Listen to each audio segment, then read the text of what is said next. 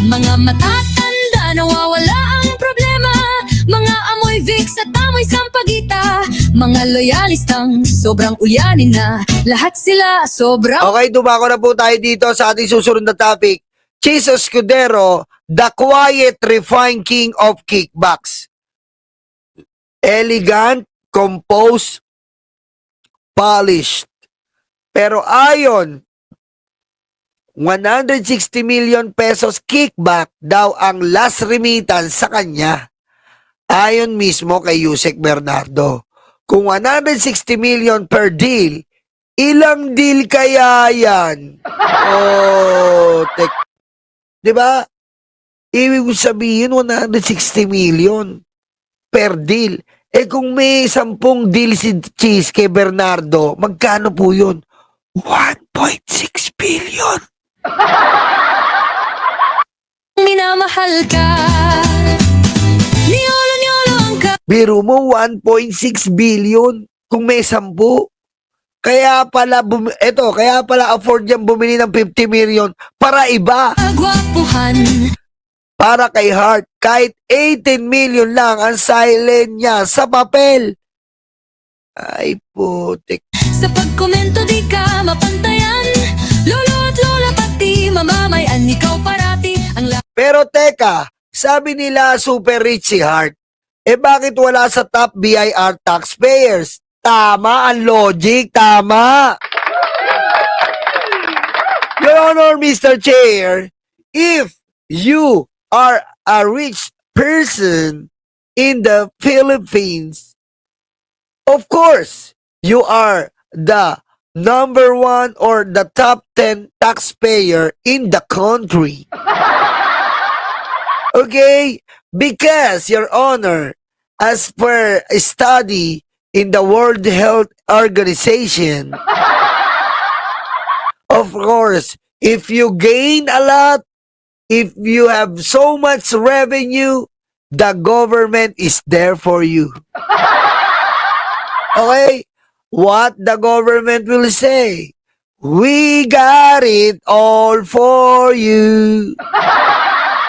So, every money that you've earned, every revenue that you've earned, there's a government in your shoulder. There's a government in your shoulder. He will kaltas you monthly. Wala kang magawa doon. Dahil yun ay gobyerno po.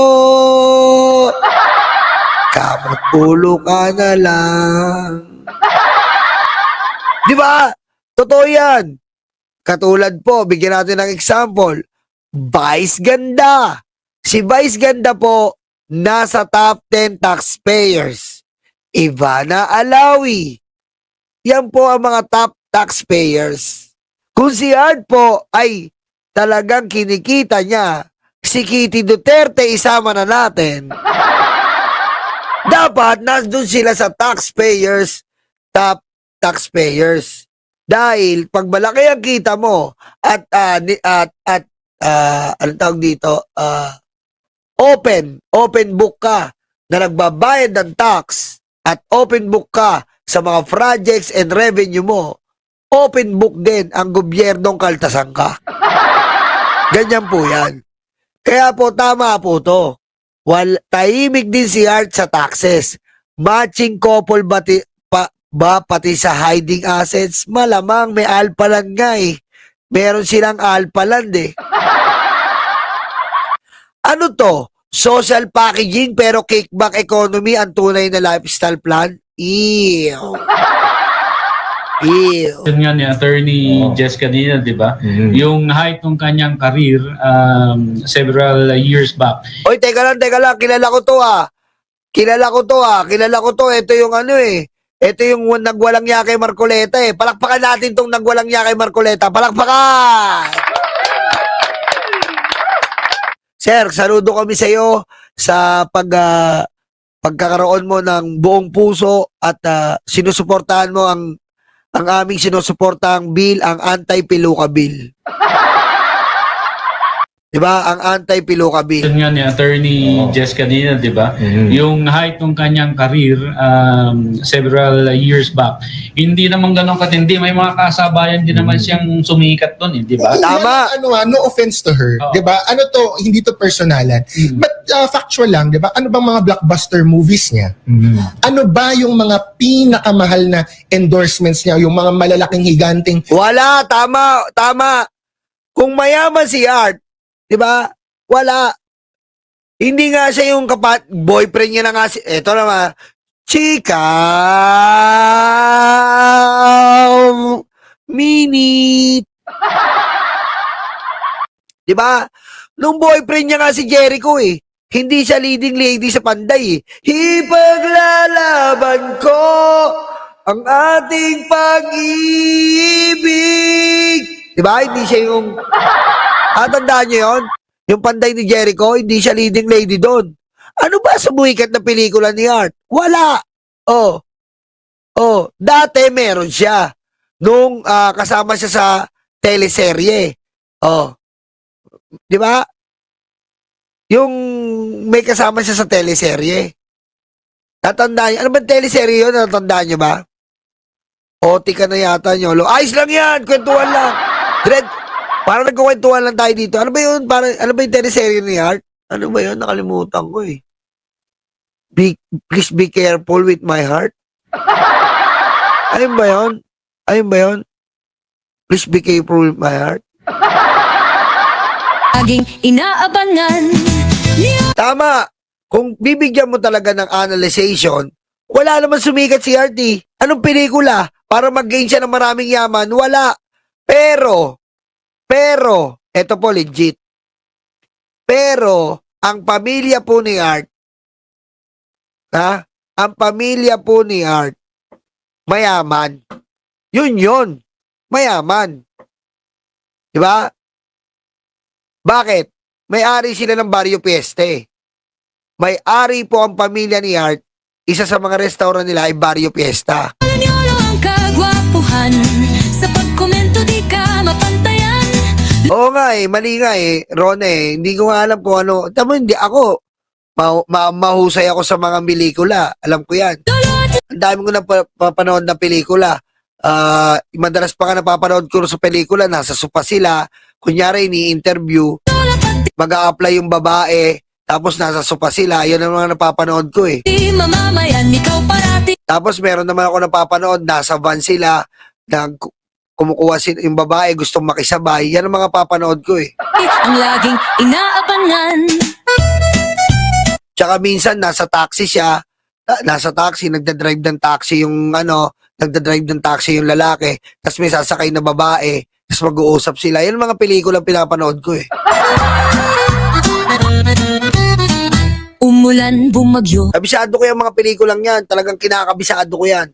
Dati alas gabi-gabi ko yan Kinabisado ko yan, yung mga ganyan, naawa pa nga ako. Kawawa naman yung babae, nakataksi lang tinulungan siya ng lalaki. Araw lumindol tsunami, kahit mabalisaw-saw.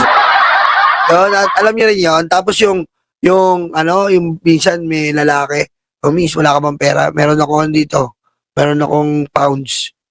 pounds dito. Gusto mo ba?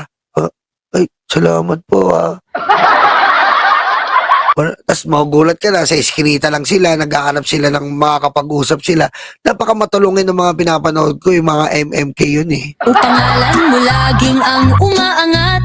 Niolo kapugian, sinalo mo lahat. Mga Okay, dito na tayo, diretso natin. corporations. Of course, madami siyang endorsements. Doon na pumapasok yung question ko din. Doon sa aking post, di ba? Hindi HBO yun. Minsan ang pangalan nun, mga peking taxi, ayun. Mga peking taxi, anong mga inaabangan ko, yung mga napepeke sila ng mga taxi. Yun. Maganda yun Kasi if madami kang endorsements like si Vice Ganda, tama. si Bernardo, Oh. even si Daniel Padilla, kumonti na nga yung endorsements niya Yeah. Medyo na-cancel siya. Kita mo? Kita mo? Tama yun Yun nga ni Attorney Tama yun diretso pa natin. corporations. Of course, madami siyang endorsements. Doon na pumapasok yung question ko din. Doon sa aking post, di ba? Kasi if madami kang endorsements like si Vice Ganda, Catherine Bernardo, even si Daniel Padilla, kumonti na nga yung endorsements niya eh. Yeah. Medyo na-cancel siya in relation with the controversy kay Catherine, di ba? Yeah. Pero nasa top taxpayers pa din ng BIR. Ang top taxpayer ng BIR kasi, when you are an individual, Grabe ka naman, Sir Jesus Francis. Nasa top naman si, Hart, Ali Tap-Tap. Tanda, nawawala ang problema. Mga amoy Vicks at amoy sampagita. Mga loyalistang sobrang ulyanin na. Diretso natin. who pays income tax, Oh, tama si Rachela.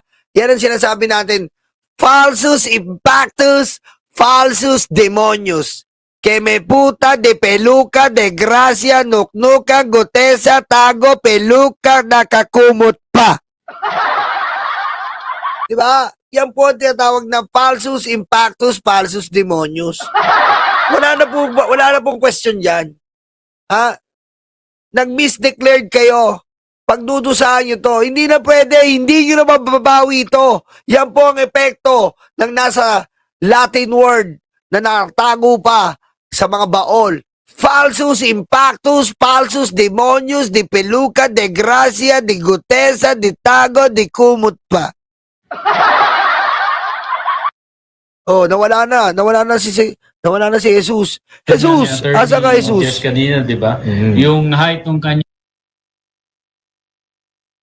or brand deals, isa yan sa number one source. Bakit nagta-top 1 ang isang artista? Kasi Yon.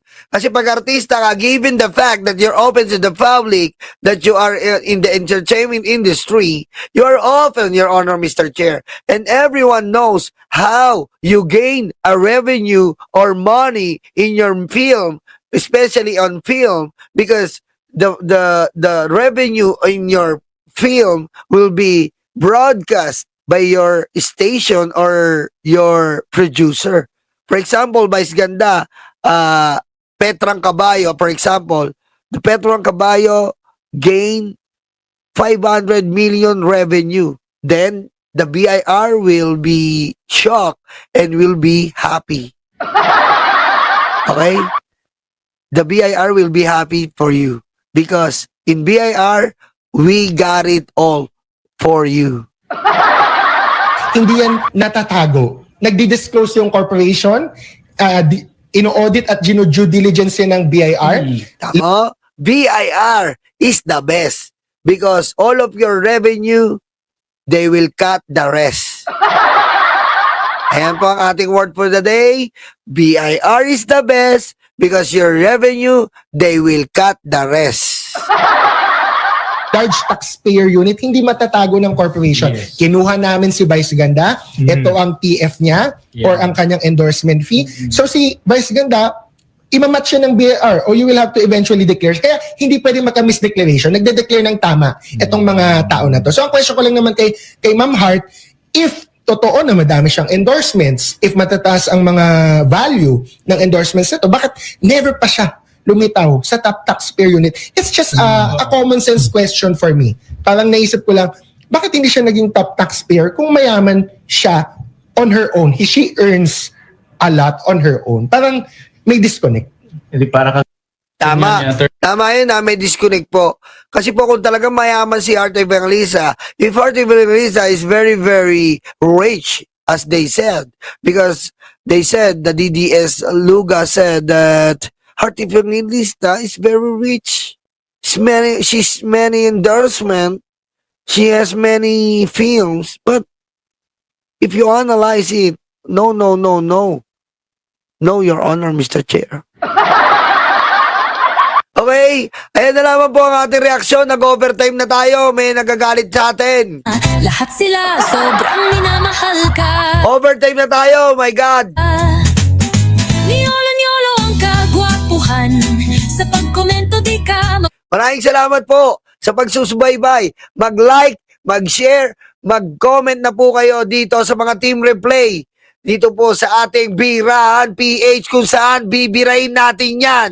Bibirahin natin yan. Bibirahin natin yan. Ayan, lolo at lola Bibirahin po natin ang mga tampalasan dito. Bibirahin po natin ang mga luga na kaisipan. Hindi po ubra yan sa Birahan PH. Dahil dito po sa pamumuno ni Mark Ramos at sa kasama ko si Banat Boy at nandito po si Nyolo III. Hindi po kayo ubra sa amin dahil bibirahin namin kayo. Ang laging inaabangan ni Yolo. Maraming salamat po. Palike-like na lang po ng video. I love you so much. Yung shoutout ko, doon tayo shoutout sa ating main channel. Magsawa tayo doon. Kagwapuhan sa pagkomento di ka I love you all. Bye-bye. mapantay.